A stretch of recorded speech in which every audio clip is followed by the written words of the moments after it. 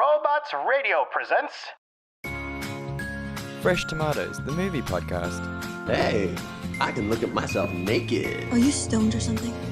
They tried stoning me, my dear. It did not work. He likes to create his own sauce. Well, did you sleep with a man who also slept with Mom and Grandma Catherine? What? You slept with Dad? Alright, which one of you sardines called this meat? Whatever, Major Loser. Let the party begin! Hello, and welcome to Fresh Tomatoes, the movie podcast. The final girl that you're not really sure deserved to be the final girl. That's Chad Ekowitz. That's Simone LaRue. And today we have some horror movie guest stars, the wonderful people from the DL podcast, Jameson and Brenna. Hey, guys. How's it going? Wow. I mean, you said wonderful, but I don't know about wonderful. I mean, your background alone, your pajamas, like that, wonderful. Fantastic. Yeah. I can agree with that. For those who aren't watching on YouTube, Brenna has got the most wonderful dinosaur, Christmas dinosaur jumper thing on. She's got the lights going in the background. It's spectacular. And then Jameson is 50 feet above the San Francisco skyline with the Golden Gate Bridge in the background. It's crazy. I don't know how he's levitating like this. It's mental. I know it's kind of phasing. Yeah. So this week, because horror is one of our favorite things and Christmas is also one of our favorite things, we so decided to join the two together, but also branch out a little bit because of my Jewish faith. I don't know, are you two religious in any way? Not really, no. No. What were you guys born into? That was underwhelming. It's fine. I guess Christian, but not too heavily. My grandma really was the person that kind of pushed things. So. Right. Okay, well, let's dive into that for an hour, and then we can just leave the movies. So your grandparents. Not. So we'll be doing Christmas horror movies this week. Simone, what are our wonderful, wonderous, perfectly reasonable, not ridiculous Christmas horror movies that we're doing? First of all, they're not Christmas horror; it's festive horror. Okay, my bad. Because one of the movies we're doing is Hannukah from 2019. It apparently features 8 nights of murder.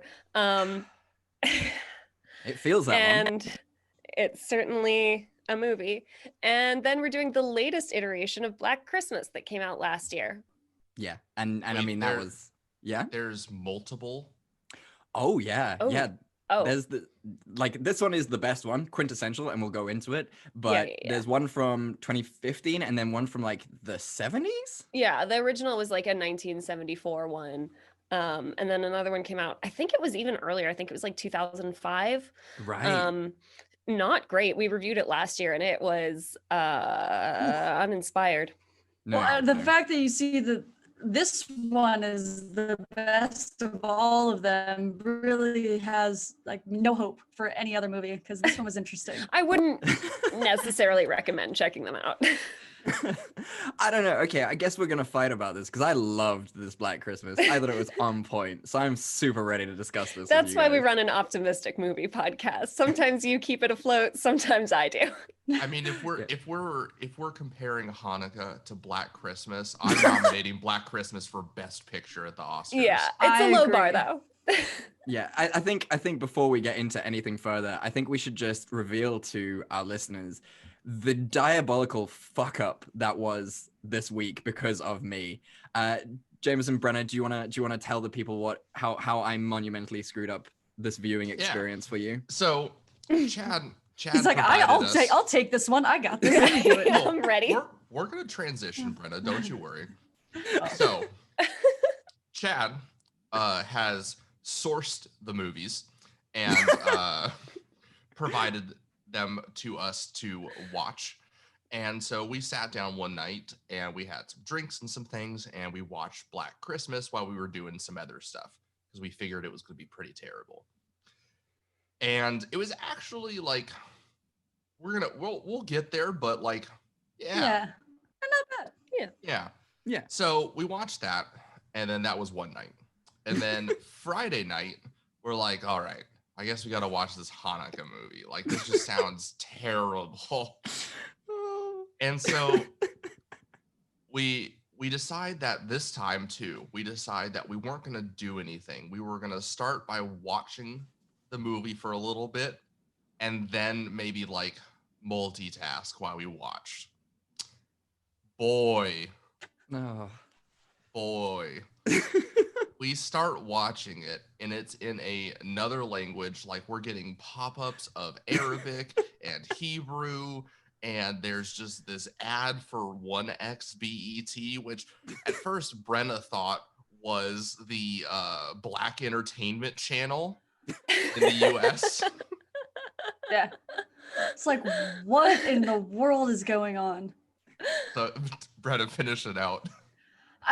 We eventually, so it caught our attention and we started to laugh, obviously, because the movie is slightly ridiculous. And then once you add in the fact that it's an English made, like American made movie dubbed over in like Arabic poorly, where you could still hear snippets of English in and out. So we could kind of tell what was going on.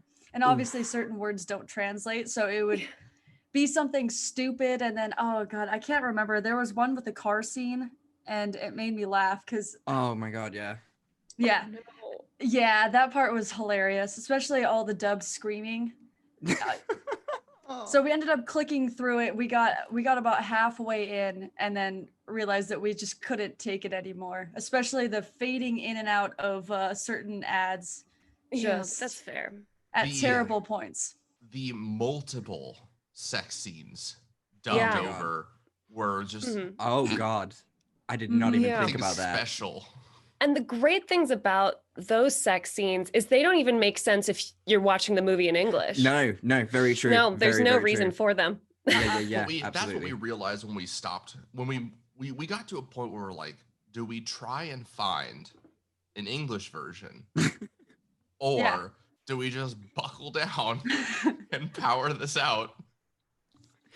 And we're like, oh man, this is just a terrible movie in general. Like we just watch just the visual, no idea what's happening or what the storyline even is. So it's like, okay, what is English going to change about that? Probably make it worse. And I could kind of see that. But guys, honestly, I just want to. I think you know what? Props to you. Many clicks. Snaps to you. Shit, I would not have if you gotten watched half as half far. of. Yeah, watching this halfway through in Hindi with the terrible bet one fare or whatever it was ads halfway through, guys, goddamn, well done. Really, I'm so impressed the dedication. It is worth mentioning for our listeners that you did have the English version all along. Just buried in another file. Sometimes things are hard. Look, you don't watch any ill-reputed, well, maybe not as much ill-reputed movies that I do, you know, downloaded from questionable sources. So you don't know that you have to try these tricks and things out as well as we do. So that's on me for not telling you, I guess. I mean, I've experimented with sourcing movies in the past, and it was hidden in the subtitles button, which is the last place you would expect a different audio option. So I'm like, okay, there's not gonna be subtitles like with this. Yeah. So. Yeah, good point. Okay. Fair enough. Well, I guess we should probably get Hannukah out the way first, since you guys, you're I can see it on your faces that you're chomping at the bit to find out what happens in the end. Yeah. What is the context of this? How is it all going to come together? What is that nice little bow gonna be at the end of that film? I'm so excited to tell you. I'm pretty sure I have a slight idea of just the premise of it based on that like 10-minute long scene of whatever that was at the start of the movie. Just standing there with a knife, all decrepit, and oh, that was weird. Yeah, naked. I was getting some real it's uncomfortable. Yeah. It's fun to see saggy old men. That's what you want. I thought it was like a weird, like I thought I had downloaded the wrong thing and it was like a German horror film. And then I realized, oh no, this is just terrible. How was this made last year? That's that's the real thing that yeah. It has a real early 2000s horror vibe, and yet wow. Yeah, 100%. Well, just as a formality, let's find out what everyone's drinking. Simone, what are you drinking? Let's start off with you. Red wine. Red wine. Very Yeah, nice. just How keeping it fancy. classic. Nice. Well, Brenna, it looks like you finished whatever you were drinking, but what was it?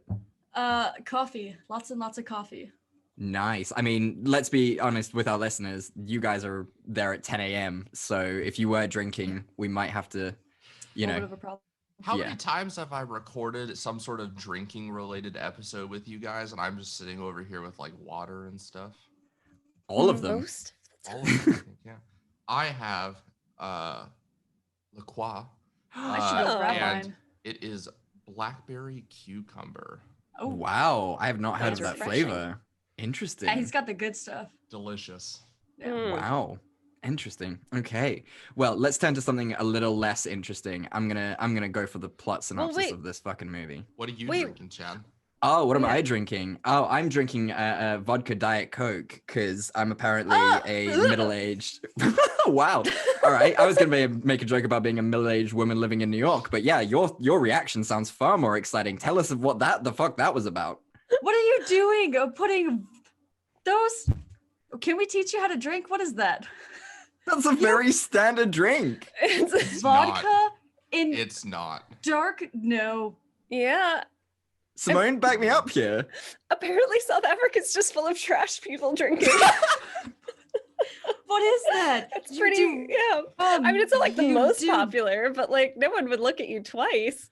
Yeah, that's pretty fucking like it's pretty stock standard. Like even in the UK, that's a pretty normal drink. Do you guys not drink that?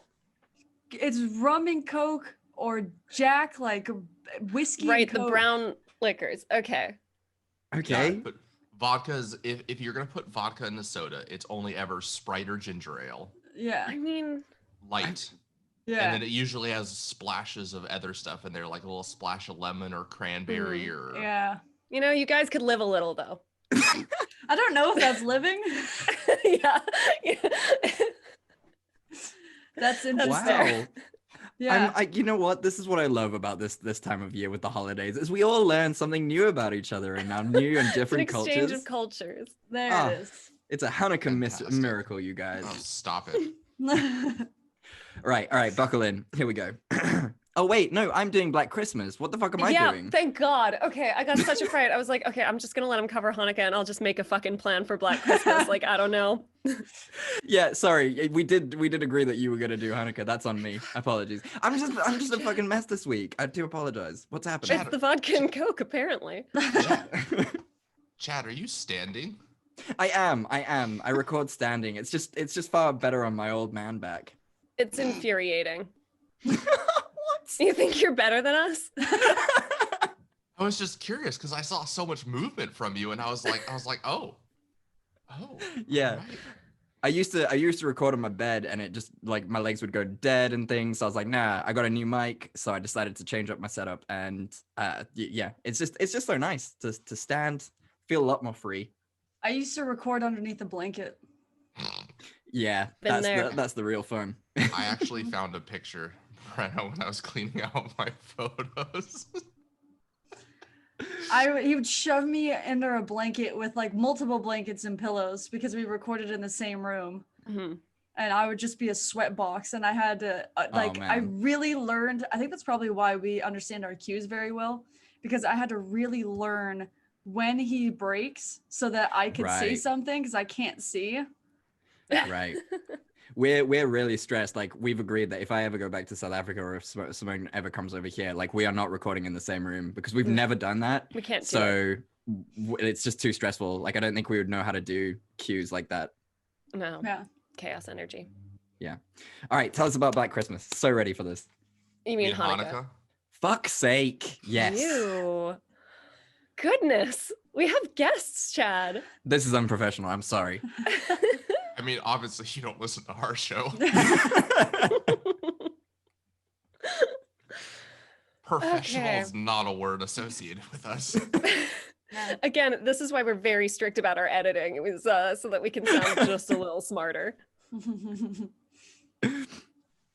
Okay, let me tell you guys what happens in Black Christmas. I'm hoping that you'll get a couple of, oh, that's what that was moments, but mainly you won't.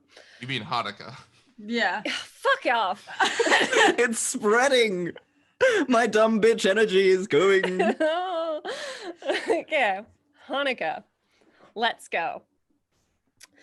The movie opens on the original Hanu killer, Judah Lazarus, played by Sid Haig, as a very old man who's clearly lost his mind. He has locked his wife in the basement in a bathtub for reasons that are never explained.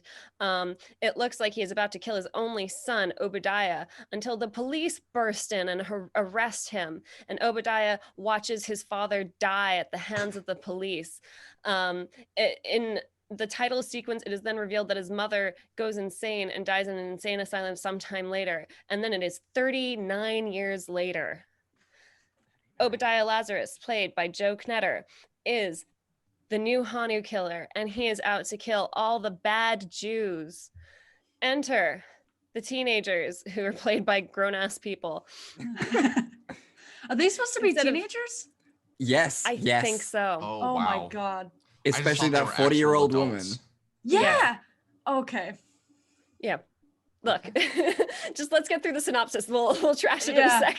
God. So, a bunch of teenagers, including the slutty one, Rachel, played by Sadie Katz, the vaguely Eastern European sounding one, Amanda, played by Victoria Demare, the one who's the self-proclaimed bad Jew, Adam, played by Robert Felsted Jr., David, played by Tolliver Harris, and Judy, played by Louise Roselma. They all, instead of celebrating the first night of Hanukkah in the traditional way with their families, they decide that they are going to all have a party. They go to the most boring party ever, where they just proceed to be really horrible people. Obadiah begins to hunt them down. There are a lot of contrived reasons for why they're all stuck at the house. Things like David actually doesn't want to come pick them up, and when he does, he finds out that Rachel cheated on him, so he leaves again. And they're just stuck there. They get picked off slowly one by one until a rabbi, Amon Feist, played by Charles Fleischer, shows up and says, hey, I know what's happening. It's Obadiah. He's back and he's killing all of you. So they try to put a stop to it. They failed poorly. Adam tries to lecture Obadiah on the Torah and it doesn't really work. And then they all get murdered anyway. The end. I'm sorry, I could not give more context to you guys. It is what it is. Please, do you want to forego a cliffhanger or do you have one prepped? Oh no, I've got one shit. in the bank. My cliffhanger would be this one, which is the one where Adam is like lecturing Obadiah about his poor interpretation of the Torah. And this is, just so you guys know, this is like the climax of the movie. Like, this is Adam rushing in to save his friends. The one girl with like the giant boobs is like chained to the wall. The other one with the tattoos has just been skinned alive. So it's like a whole thing. This is the climax. He's gonna rescue everyone, and he turns around. He's like, "Oh, whoa, hey, Obadiah, your friend, the rabbi who knows you? Yeah, that guy. He sent me. I don't think that this is right, man." And then they like have a chat and he does not change his mind at all. It's like a mitzvah rap battle at the end. They start like discussing different mitzvahs and like that they've broken. So it's like mitzvah 244. And the other guy's like, yeah, but you've misinterpreted that. And the other guy's like, but mitzvah 278. And he's like, yeah, okay, fair enough. And like, it's literally like that. And they're just like listing mitzvahs and it's painful. Yeah. What did you guys think of your half of the movie that you watched in Hindi? I mean, clearly we missed all of the exciting parts. Oh, what are you talking about? We had some capping thing going on. That was exciting. He made a yarmulke out of a Nazi skull. Yeah. That is the funniest joke of the whole movie because those things are actually called skull caps. So it just kind of works. Mm-hmm. Yeah, at that in-joke point we for were everybody. like, what is going on? Yeah, and this whole dynamic too between the two women and then like the random car scene in the beginning. There's so many questions. Yeah, that there it's inexplicable why these people interact with each other in the way that they do. Like, it just makes absolutely no sense. The random None like of them like Russian each other. guys that are like techno music. The one with the He like used a dreidel and he's like walking around like humping things for some reason. Yeah, he was super homophobic as well. Like his buddy was super homophobic about that. It's questionable. Questionable. Again, it does not make any more sense in English. They're just dicks. Yeah, and the random scene between the two girls, and I was like, this is just weird. I feel awkward looking at this. It's completely unnecessary. Like they're like, oh, the party's boring, so we'll hang out in here and try on this dude's sister's clothes, because that's a thing you do at parties. Oh yeah. Yeah. And then, no, sorry, go ahead. I was just gonna. I mean, we're gonna be doing this trigger warning later for Black Christmas, but that scene is actually sexual assault. Like because the blonde does not want that, and it was really really awkward to watch that, and very uncomfortable. Yeah. All And of this was just so hangs uncomfortable. out. And then she just hangs out in the room later, and the one guy just shows up and just hangs out as well and watches TV. Like, and who was wearing that? Why are you wearing what you're wearing? You just like fall asleep with your skirt up and everything is out. And I'm like, there was a lot you could see in some of those camera angles. Like a lot. Yeah. Do normal human women not dress like that to fall asleep? Do you not fall asleep with your boots on? I totally put on when a I go garter to set. a house party, I love falling asleep in a random stranger's bed as naked as possible. Really. Yeah. Yeah. I Super thought it was accurate. I thought that was a really accurate. You get portrayal. tired after trying on all the people's clothes. Yeah. That's really what happens. That's the thing. Yeah.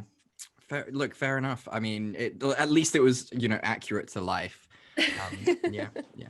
Did anyone find anything redeeming about this film? Like anything at all? No. Not a single thing. No.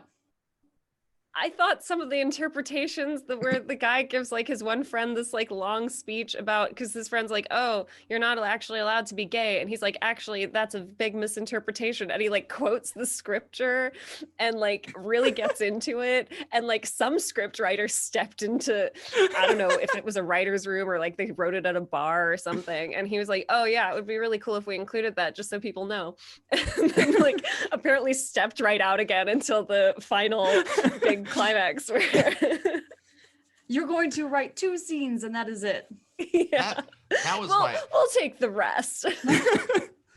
That was our other big question the entire movie was who okayed this getting made? Like who saw this, read this and like I'm in. And especially like you look at like some of the actors and stuff, it's like, okay, this is on your reel. You were showing this to other people to try and get jobs. Yeah, I think that was the most sort of confusing thing about the whole thing is because these people are trying to be actors and like, bless them. They're trying. Some of them are doing an okay job. I'm being optimistic here. That's what we do. And yeah, like you said, you what are you going to do? You're going to sit around with your family once this movie's come out and you've got a copy and you're just going to be like, guys, my scene's coming up. And it's either you having sex or it's you being murdered naked or there was one bit where she was just talking about ride me with your micro penis. Like, that was what a he was sex saying? scene. Yeah. on. Where the We guy was like couldn't- really uncomfortable. Yeah. Okay, I was like, what are they saying? Like, we couldn't tell. Obviously, the fuck whatever, that was not dubbed over. So we could hear that, but we couldn't hear anything else. And I was like, I really wonder what she's saying because he just was so happy and then all of a sudden was just so sad.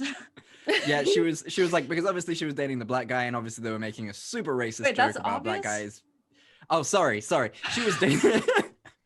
I keep forgetting that you watched this dialogue. Yeah. So she was dating the black guy, and that's why he was at. So the black guy was at her mum's house, the older one. But so that's the sort of setup for that. So she's a horrible human being. Figure out what the whole point of that scene was. That must have been really confusing as well because like it must have looked like she was coming on to him and then it just kind of went nowhere without a context. Like you guys must have been really confused by that. Yeah. She was offering the house. Anything. She was offering the house to him. But yeah, so she was dating the daughter was dating the black guy from the beginning, and then she was with the white guy, and she was just like, yeah, fuck me with that micro penis. And she said that a lot until he became super uncomfortable and probably flaccid. Yeah. Apparently she wouldn't have been able to tell, so. Yeah. She was very clear on that point. She said that. She said that. That's not a Simone joke. That's not me. She was putting some serious effort in though. Yeah. Like, wow. Yeah. Yeah. I mean, yeah. This is a gore porn. Like we both hate gore porn. I don't know how you guys feel about it. Like, But it's not Saw... even like good gore. Like a lot of the deaths happen off screen Yes. anyway. The only Yes. gratuitous one is when he skins the girl with the tattoos, and that's not even done that well because he starts off by skinning. Okay, it's a little graphic. He starts off by skinning down her chest, which is the one bit of her that isn't tattooed. Yeah. So. And then for every scene afterwards that they show her, she's just a little bit dirty with blood. Like it doesn't look like she's been skinned. Like you can see her skin is very clear. Like they just like chucked some fake blood on her, and I was like, all right, that's good. And apparently she wasn't dead from that either. Like they go and stab her later. It was like, what? What? I missed that. Yeah, Wow. yeah. Simone, you also are one of the 50% of this group that watched the ending of this film. What was it? What fucking I went happened? back today to watch the ending again because I was like, I must have missed something. Like, what happened? So there's like this whole showdown, and then like Adam does his whole speech about like interpreting scripture, and it's really weird. And then the guy takes off his skull cap and spins the dreidel in it. The dreidel, I don't know, indicates something. And then he just starts getting real stabby, and it cuts away to this a rabbi doing an obituary for the other rabbi who got murdered. And then it's just like the rest is like a montage of like the different people's bodies being discovered. One dude's guts have been arranged into a Star of David. Yeah, it's super great. It's super great. The dreidel thing, the first time it got brought out, Jamie was like, "Oh God, please spin it, please, please, please," and then it does, and then it drops, and it's like, "You did." Like, that's the thing, right? Like with a coin, you can get behind it, and that's why like Two-Face works, because it's like heads, you're dead; tails, you stay alive. Cool. Dreidels have 4 sides, and no one knows what the symbols mean unless you're Jewish. Like, I was like, clearly I'm missing something here. Yeah, but... exactly. It made no sense. Look, okay, so because there's 4 of us on this Zoom call, it looks like it's gonna shut us down from the 40-minute limit. I heard that Zoom was disrupting that for like the Christmas period, but it looks like it's gonna quit like any second now. So like, if it quits, don't stop your Audacity audio, because then we can just pick it up. I'll immediately start the call again, and I'll go into Discord as well, just in case like you guys are having problems coming back on. Hopefully it won't go in a minute, and we can just move on to the scene that could have saved it. But I'm just very conscious that it is telling me that it's less than a minute to go. you guys should have told me I get Zoom unlimited because I'm a teacher. Oh, nice. How cool. Yeah, they give it to us so I can get it forever as long. That's very cool. Yeah, I Well, just have now to we use know. my work email. Right, okay. I mean, it should be fine. I don't think, I mean, Yeah. we're almost over with this movie. Christ. Thank God. Thankfully. Man, I I ever mean, watched it. You 3 are absolute troopers. Simone for going back and watching the movie, the ending again, and then you 2. Oh, yeah, I went back and watched it again. I'm like, Well, oh, sorry, I what? wanted to be like a professional because we have like guests on this time, so I can't be like, yeah, I don't even fucking remember the ending. Yeah, I don't even care. We didn't even watch the ending. So Yeah, exactly. Professional. I mean, you guys had extenuating circumstances. I didn't. I had a perfect version of the movie, so See, this I is the still problem. didn't Like understand what I was watching. English copyright laws and like piracy, they've really cracked down over here. So I get really like, it's a struggle for me to find You should things have sometimes. said something, Chad. I would have uploaded my. Again, I didn't know Beautiful. until last night. So everyone, scenes that could have saved it. Let's start with our guests. Probably that you wanted it in English, right? That No. definitely. I don't know could that I not wanted saved it. Yeah. I think the one thing that could have saved the movie is if they had put some sort of more emphasis on Obadiah. Like if he had talked earlier, if I knew who he was earlier, Yeah. and maybe if they explained the bizarre reasons for doing this, that might have kicked it up a point. I for a second thought it was supernatural, like he was possessed or something. Yeah, that would make and it not more just have this sense. like weird interpretation of I don't even know. So I don't even know what was going on. Yeah, you find out like it's kind of a throwaway line later that like his dad, the original Hannukah killer, had like made up a bunch of extra mitzvahs that like didn't exist, and that's why he thought like he could kill people and stuff. But like that's it. That's the only like legend that they add to this character. Yeah. Yeah, it's so silly. Like, I think you're 100% right. I think it would have made more sense if he had been like inhibited by the spirit of his dad, or like, you know, these really weird angels who were just like pure evil or something. Maybe take like the Krampus approach, and he's some sort of like vengeful Hanukkah spirit. Yeah. Yeah. I for a second thought that he did get like empowered, because when the dad dies, he's like staring at him all creepily. Yeah. And they have this intense music, and the kid looks like he's something. Yeah. I'm like, okay, well now he's like being possessed by this person. Yeah. and I also thought that. Yeah. So I don't know. Yeah. Simone, your scene? I want to know what he's been doing for 39 years. That's an Like, this is excellent question. 39 years later. So has he been doing this every year? And like now finally they decided to follow like the most boring teenagers at the most boring party in the world for this movie. Like, what was he like in high school? Was he like really weird? Was he going to shul on Fridays and he was like just awkward, and he was like, oh, what about this mitzvah? And they were like, no, that's not real. Like Who's this guy? Like, who's Hellraiser Jr. over here? Because he looks like the WWE fighter with the hat on and everything, and the long hair. What is this? And they just look, there's a lot of stuff that needs to be fixed. Yeah, I can't go into all of it, but that for me, I just want to know, like, what was he up to? What's his day job? Like, what's he doing when it's not Hanukkah? Yeah, that's a good point. Like, does he have like a different ritual for like Pesach and like Rosh Hashanah?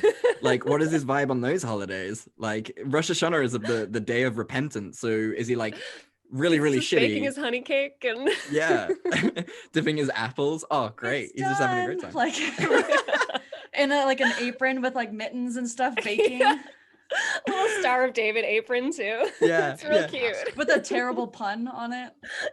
Yeah. Menorah from Mars. Oh God. Love you a lot, Kat. Yes, that's so much better than mine. Nice. I'm sorry. You're already such a better Jew than I am. The Hannukah killer definitely wouldn't be coming for you, that's for sure. If I walk into a Catholic church now, I think I'll just burst into flames. Yeah, that's fair.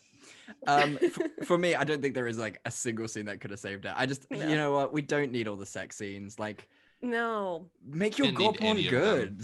Like, if you're into gore porn, get in there with your effects. Yeah, like, let's see them ripping the stomachs out and things like that. That's what we're there for. That's why you make these movies. Good lord.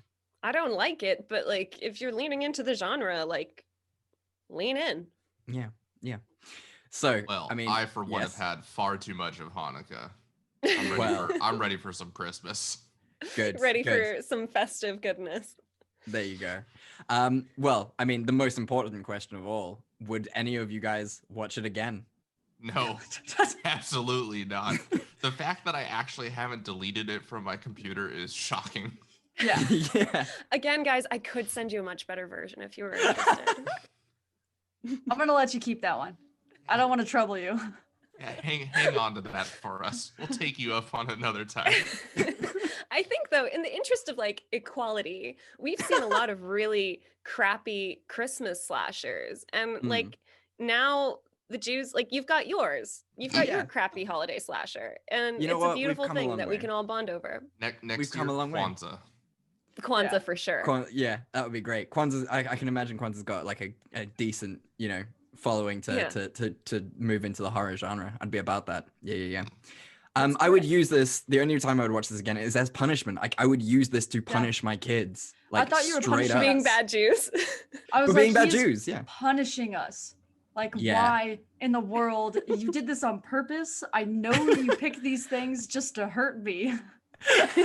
I sit there with like string and a bulletin board, just like picking the movies that are like best to kill Brenna's spirits. Yeah. Yes. Yeah. No, I would show this to my kids to make them remember I that don't know if have you should show it power. to your kids, Chad. No, when they're 2 years old, we can start. Like when they, like spill the milk or like Oh, draw on the God. walls, sit them Also, down and watch Chad, I Hannukah. have seen you eat bacon on a pizza, so I don't know if this is like necessarily the glass house that you want to throw stones from, you know? Hey now, don't call me out on being a bad Jew because the Hannukah killer will come for me and we just don't need that right now. Better watch out. Right, shall we move on? Let's talk Yes. Black Christmas. I'm so excited for this. Just for our listeners again, just at the top of this one, as a trigger warning, we're going to be talking about rape. We're going to be talking about sexual assault. So if this ain't your vibe, if that's shit, feel free to skip this bit. We love you very much and we'll see you next week. But here's the synopsis. It's time for Christmas break, and all the students of Hawthorne College are super excited to be going home to celebrate the holidays with their families. Well, almost everyone. Riley, played by Imogen Poots, isn't going home because, unfortunately, both of her parents are dead. So she'll be spending Christmas on campus in her sorority house, Mu Kappa Epsilon. Some of her friends are staying behind for the weekend to spend some extra time with Riley, but they'll be heading home on Monday, or so they think. Amongst her friends is Chris, played by Elise Shannon, who is this total badass feminist who is trying to disrupt the patriarchal system of Hawthorne College. In fact, last year, she was able to get the bust of Hawthorne's founder moved from the central building and placed into the fraternity house that was also founded by the founder, the Delta Kappa Omegas. On the final Friday of the semester, the DKO are throwing a little talent show. Some of the women from MKE are taking part, but not Riley. See, 3 years ago, Riley was raped by one of the former presidents of the DKO, and she has heard that he'll be returning to the school to attend the party. After an unfortunate series of events, Riley is basically forced to perform with her sisters, and when she gets up to sing, she completely freezes. This is until Chris comes to her aid. She then finds her courage and totally rips the DKO a new one by singing a song about the rape. She feels so much better after confronting her fears and is totally riding on a high. That is until she starts to get some weird DMs from someone trying to impersonate the founder of Hawthorne College. The DMs are basically super threatening about how she and all of her friends will regret humiliating the DKO and how they will bow before their male superiors. Things start to turn really bad when all of Riley's sisters start disappearing. She goes to the campus security, but because it's winter break, they will not do anything. Riley is also freaking out because one of her professors threatens her because a video of the MKE women singing their song has made it onto the internet. She goes to confront Chris about putting the video up and learns that Chris and her other friend Marty, played by Lily Donahue, have also been receiving threatening messages. That's when a hooded man wearing a creepy mask breaks into the sorority house and shoots Marty with an arrow. Shit goes from bad to worse, and the women have to try and survive the night. It turns out that when the founder's bust was moved to the DKO house, the black magic which the founder used to practice was awakened. The founder was this massive misogynist and knew that one day women would rebel against their subservient nature and want to tear men down. So he cast a spell where new initiates to the DKO house would essentially be baptized in black magic, making them super strong and almost indestructible. From there, the DKO brothers could get the initiates to hunt down and kill any woman who got out of hand. The end of the movie goes exactly as you expect it to. The women defeat the men, destroy the bust, and burn down the DKO house. The end. What's your cliffhanger? I mean, it has to be this one, and it's the song. That song. It's pretty fire. It was perfection. Yeah. That was a nice scene. We were going through and we're like, all right, this is gonna be campy, like let's be ready for this. Yeah. And then we were actually very impressed. I was like, wow, that went very well. It rhymed well. It was good.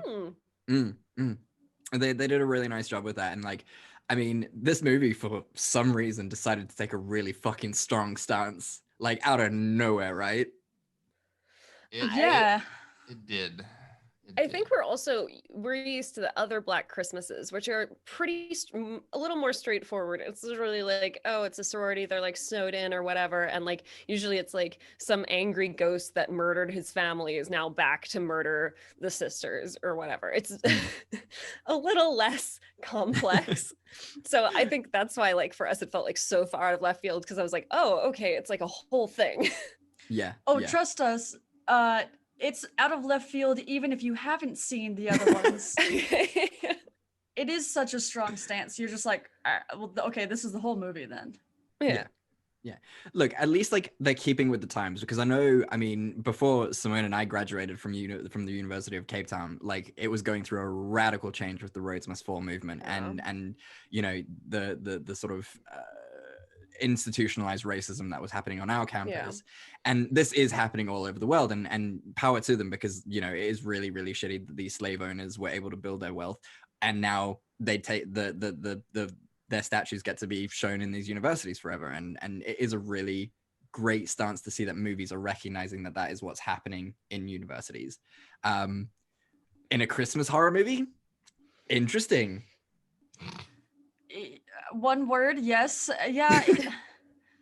And like the random one guy that's like good, that like that just sees this, like sees her perform this song and is like, wow, that's amazing, and then decides that this is a good moment to go and talk to her and try and pursue her. This is my chance to hit on her. Like, what are you doing, dude? And so yeah, of course that's in there, and like, and of course the guy that is in the group, the one boyfriend that's there, turns out to be an asshole. Like, it was interesting. It really, I did feel like it was very on the nose. Like, I think they had a good storyline, and I think it was interesting. And a lot of the characters, like, I was like, oh, I've met these people at college. Like, I get that. But like, they really, the dialogue was so pushy that like, I was like, okay, yeah, I get it. If they had, it was like, to me, it was like at an 80. And if they had brought it down to like a 60, where they're still having the dialogue, they're still having the conversations, but they're not pushing it as hard, then I felt it would have hit a lot better than when you push it so hard, because then it gets to a point where people will start turning it off. It's like, okay. It was very preachy. Yeah, and like symbolism, like let's just insinuate things. Like we can kind of get the point across without having to just like say it over and over and over again. Yeah, 100%. Yeah, well, I want to play the fun game that the sisters did. So let's start. Jameson, 3 animals, go. Oh no, what was the game again? I can't remember. Well, I don't want to say the ending because I don't want to say that what it represents, because then it will influence the decisions that everyone makes. Oh, but Jameson, we're starting with you. Give us 3 animals, just like your top 3 animals. Lion, goose, scorpion. There you go. Lion, goose, scorpion. Cool. We'll come back. I'll tell you everyone what they mean afterwards, but like it. So lion, goose, scorpion. Brenna, go for it. Might have to be different animals. Yeah, well, they can be the same, but it should be like original, like your favorite 3 animals. It's supposed to be like top of mind. All right, well, I'll do goose. This guy tried to take my goose. I'll do goose. I'll do eagle, and then I'll do like a shark. Goose, eagle, shark. That's fucking cool. Simone? A fox, a dragonfly, and some sort of bird. And just a general bird. A starling. A starling, okay. And then I would go for an orca, a wolf, and a house cat. So the first one is how you see yourself in animal form. So Brenna, you see yourself as a goose, yeah? Oh yeah. Lion for Jameson, and sly sneaky fox for Simone. The second one is how you see your partners, if you have partners. So you see yours as a dragonfly. I just thought dragonflies are real pretty, but I guess Rudy's pretty as well. Rudy's pretty, so that works. Huh. I don't know about your significant others, I don't even know if you guys have significant others. Well, apparently it's a goose for Jameson, so. Oh. Oh. And then the third one is how you see your friends. So Simone just doesn't give a shit about us, apparently, because we're just a general bird.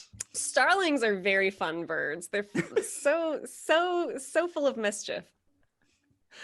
Well, there you go. That's so remember that the next time you see your friends and your significant others and things. I want to test people. Yeah, I'll write that down right now, Chad. Yeah. Do it. It's super accurate. It makes complete sense and it's super accurate. What did everyone think about the movie? Like, what was its redeeming qualities? I mean, if we're comparing to Hannukah, everything. Let's not. Let's. But otherwise, I mean, like the acting was like not terrible. Most of the decisions by the people being killed were not completely questionable. Some of them were like okay. I mean, yeah.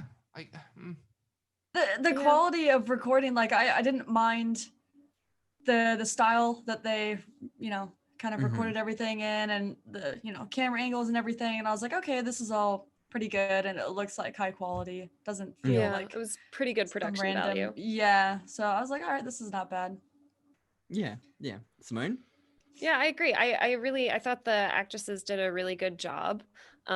This was like also the first like sorority based movie that I've seen, or at least horror movie, where like they don't all hate each other. They actually like are real friends, and they like support each other and get along. And I thought that was really nice. It's unusual for the genre. I do wish that they'd really, like I said, like if, you know, they were like a little more subtle with like the messaging, and they spent more energy focusing on like building up the tension and the horror and like, you know, really like getting it creepy and making it more tense. Like I would have appreciated that more, because I don't know if I'd necessarily call this a horror movie even. No, it's kind of sisters learning to love each other, with a little bit of murder thrown in. And the point at which it turns, and you know, they like escape, and she's like, I gotta go back, and is like hobbling around with this like snow shovel, and she's like, you can help me, and you're like, what? Yeah, you're just gonna hobble all the way back? The movie turns super cheesy like towards the end, like much more cheesy than just like the direct messaging about, you know, how misogynistic the whole society thing is. But like snow shovels aren't particularly heavy when they don't have snow in, right? Like they're that's like not a plastic thing. too, so it's I don't know what her plan was with the shovel, to be honest. I don't know. I couldn't tell you. No. I guess any port in a storm, like if that's the weapon available to you, like there wasn't like a jack in the back of the car or anything. That's a good point. I think what really perturbed me about this movie was the fact that like the security guard didn't do anything. Like I know it's like a standard trope for these kind of movies, but it is 2019. It is 2019, and we need pretty difference. accurate though. Really? Okay, white male, so I guess I've never had to really interact with that. But I mean, I'm also in South Africa, so the police, you know, are very overworked and not necessarily able to look into all of your issues. But I have found that like the less work that they can do to help you, like the happier they are. So yeah, I guess like it might just be my experience, but I was not surprised to see someone doing the bare minimum to help and be like, yeah, just wait a little bit, it'll be fine. Like, I think just relax. College campuses, at least in California and over here, they're much more strict on things nowadays. Oh, okay. Yeah, they take it pretty seriously. Okay, that's cool. That's good to know. Yeah. So we can retire the genre then. Like we can retire. Well, I said college police. Okay, I'm not talking about like state police. They don't necessarily care. Like it's pretty bad. Right. But yeah, I've definitely just from friends and stuff like that had to call things, and they were just like, whatever, you know, get your own subpoena to them. And I'm like, what are you doing? Like, this is your job. They're like, oh, well, that person's dangerous, I'm not going to give them the subpoena. And I'm like, so you're going to make her do it? Like, oh my God. Good Lord. This is crazy. Oh yeah. We don't need to go into that. No. Oh. But yeah. Yeah, this is what this podcast turns into. We go on existential rants like this all the time. Raging against the machine. Yeah. This is an anarchist podcast. We're very big into socialism here. We just want people to do their fucking jobs. That's it. It's not like radical. Commie over here. Yeah. Oh goodness. So yeah, what's the scenes that could have saved this? Like I know we spoke about sort of just dialing back the crazy amounts of rhetoric, but like is there anything else that could have redeemed it?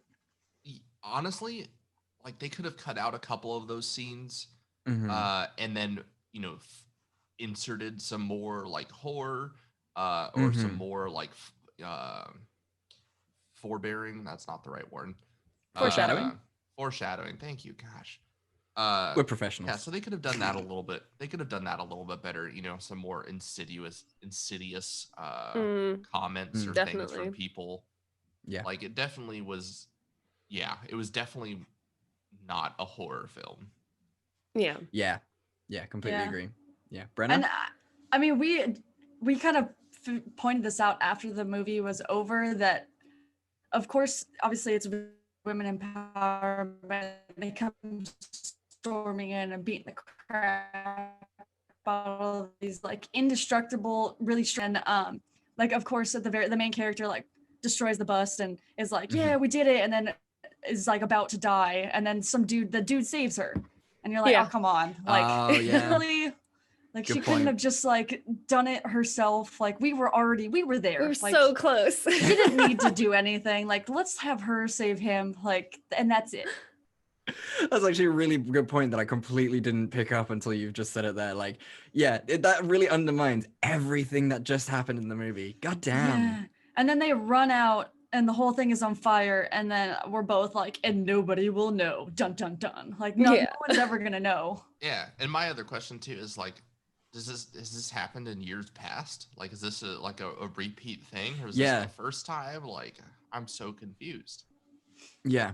Yeah, absolutely. You have a really good point. Like, where they like, I guess that's kind of my scene that could have saved it, in the fact that I would have really just loved to see a side scene where all the DKO brothers are just making the masks and like buying all the cloaks and shit. Session. Just like having a really nice craft session, just getting like to know their brothers. And then let's not forget about the scene at the end of the movie during the credits when the cat is licking up the black stuff from the statue. I'm like, okay, that's your cliffhanger. That's where we're gonna leave it. Leave it opening for a sequel. Killer cat. Yeah, they did. Cats of the patriarchy. That's what I said. Ridiculous. Get behind that. Yeah. Well, because like they're staring at the building burning, and then all of a sudden everyone's like, like there's something else happening, and it's like, okay, so you're gonna leave it open to like they didn't actually die or something. I don't know. And then obviously the killer cat, and you're like, really, really? Yeah, lazy writing, lazy. Yeah. Simone, what's your scene that could have saved us? I mean, obviously to add to like the horror elements and stuff. I mean, I think that they're obviously like exploring different parts of like, or different points of view, right? And like for me, what I found interesting was the one girl who's like, nah, I'm just gonna roll with it. Like, yeah, let's see how this goes. I don't see how this could turn on me at all. But I actually found that interesting because there are a lot of women who are like, no, like men should just be in charge, and like, and they still, I won't stand on the soapbox long, but they still like suffer in the same ways as other women suffer from the patriarchy. They just like think that they're somehow protected, but they're not really. And I thought that was like kind of interesting. I thought like that was actually a good, like slightly more subtle part of their messaging as opposed to a lot of the other stuff that they did. And I just wish that they'd done more things like that, where like they're not like spoon feeding this message to the audience. They're just sort of like letting things play out, and they have sort of what they want the characters to achieve without like being like, oh, you see, she didn't benefit from this. Like no one said that. Like thank God. Yeah, absolutely. Yeah, you make a really good point. It goes to the subtlety and the one bit of subtlety that there was there. Yeah, like they didn't need the one guy who got C-blocked to be like, oh yeah, all you women are teases. Like, we get it, dude. Like you were already a dick. You don't need to like, they didn't need that piece of dialogue at all. Do you know what? I'm the most proud of this movie because there wasn't a single Chad in that for our sorority. And you know what? For my people, that means a lot to my people. Like, yes, that's Chads huge. are the most oppressed. You know what they say? Chad lives matter, guys. It's about us. But yeah. Just like if you guys haven't, like if you're not watching the YouTube videos, you need to watch them now for the reactions of Jameson and Brenna. That was spectacular disdain for what I had just said. Disappointment. Just real anger. That's honestly what I play on the most. For me, like they like hinted at like a whodunit kind of thing with the professor when he like starts to challenge her on defamation, and like it felt like it was building up to like a whodunit, who is the real murderer, and then it was like, oh, it was all the guys were all the murderers, like that's the thing. And I'm like, this would have been a much better movie if you had the whodunit feature, and let's see what happens from that. Who is the real killer? Like let's add some mystery. Going on what Jameson said, let's have an actual horror film. Yeah, that's actually true. Because like I was also thinking that I was like, ooh, maybe it's like the girl's boyfriend, low key, who like lost his temper that one time. Maybe it's the guy who's like pretending to be really nice and hitting on Imogen Poots. Like, ooh, and like, yeah, you're right. It was a bit of a letdown when they're like, no, it's a whole society, guys. Yeah. So, guys, you haven't seen the other Black Christmases, but would you watch this one again? Would you be interested in watching the other Black Christmases? I don't know if I'd watch the other ones, but I would watch this again with someone else. Yeah. As their first time. Yeah, completely agree. Yeah, I wouldn't say no to watching this again. Like the performances, and honestly, that cute little song really just carries it through. I'd watch it again just for that scene. It is good. It is good. Yeah, I completely agree with you. I mean, the other Black Christmases are fine, but this one just is a completely different genre, and it's great. And it's, you know, it's a fun film. And I love seeing Cary Elwes play someone evil. He's always so good at it. Yeah, exactly.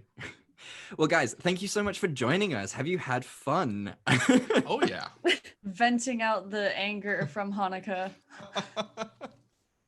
Yeah, I can imagine you needed that. I was feeling particularly hyper aggressive last night after I finished watching it. So I can imagine for you guys who have watched this during the week, this must have been a lot of pent up rage.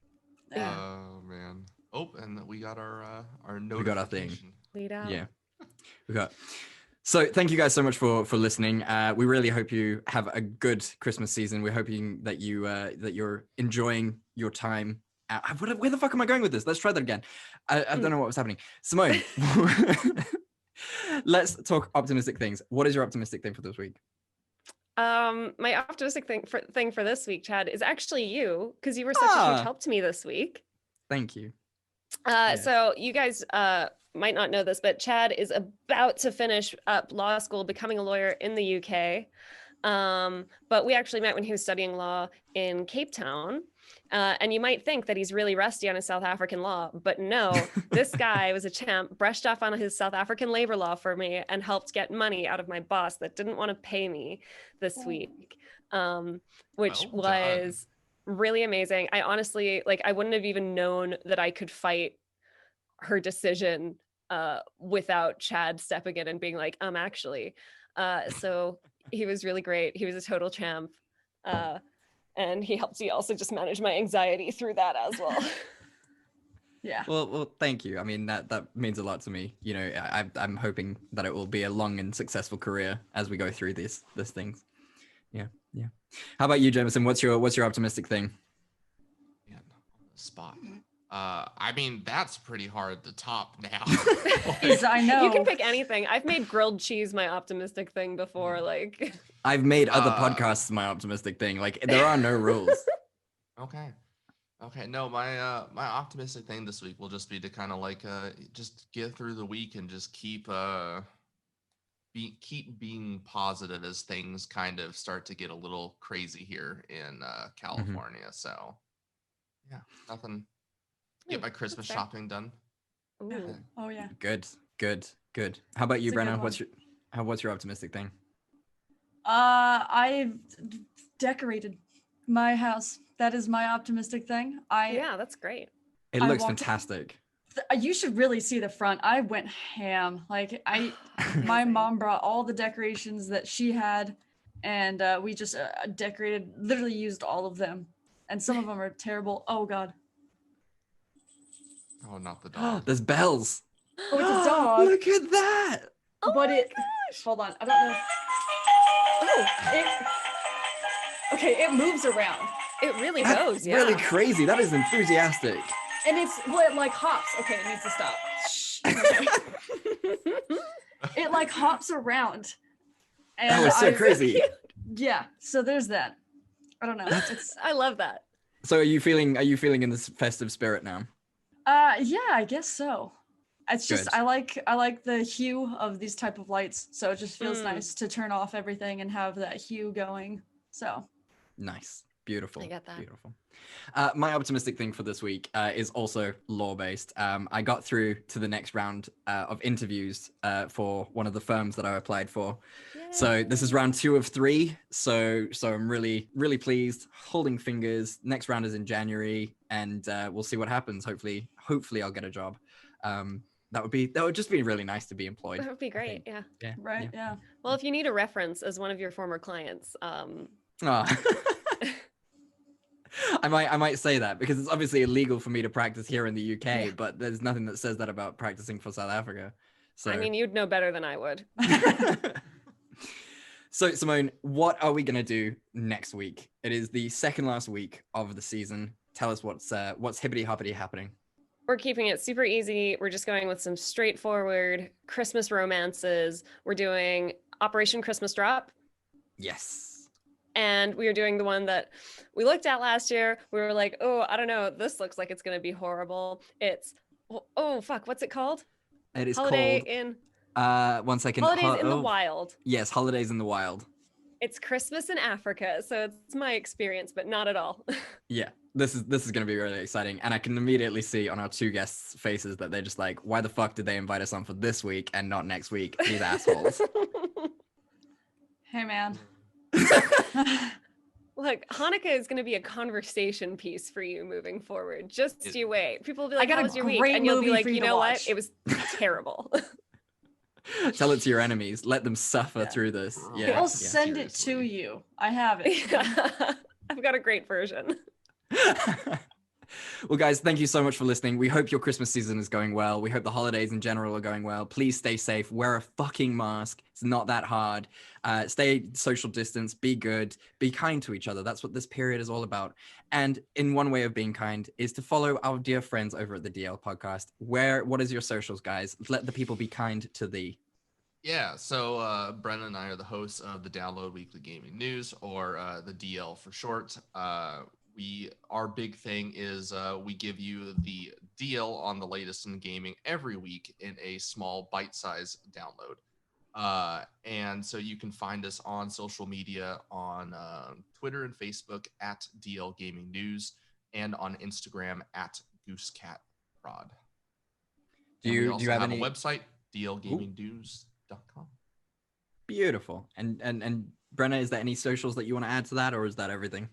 No, we actually have personals, so you can follow me at DL_Mother Goose, and you can follow Jameson at DL_ good Lord, why can't I remember? Oh, he's testing you. He's not helping you either. No, he's not helping me. That's right. You don't need to follow him. Jameson. It is Jameson. I don't know why I thought it was Big Cat for a second. DL_Jameson. I hear him say it so much. I think I kind of at the end of our shows just zone out Chad and does then the same thing. wait for my turn to Straight say up. something, because it's like a few minutes of just like going through our things. Oh yeah. You'll see it now. You'll see the glazed eyes go over my the glazed look go over my eyes when I say to this. Simone, what are our socials so people can follow us? They can talk to us on Facebook or Instagram at Fresh Tomatoes Podcast, on Twitter at Fresh Tomatoes MP. They can email us at freshtomatoespodcast@gmail.com. They can check out our website and all other kinds of links down below.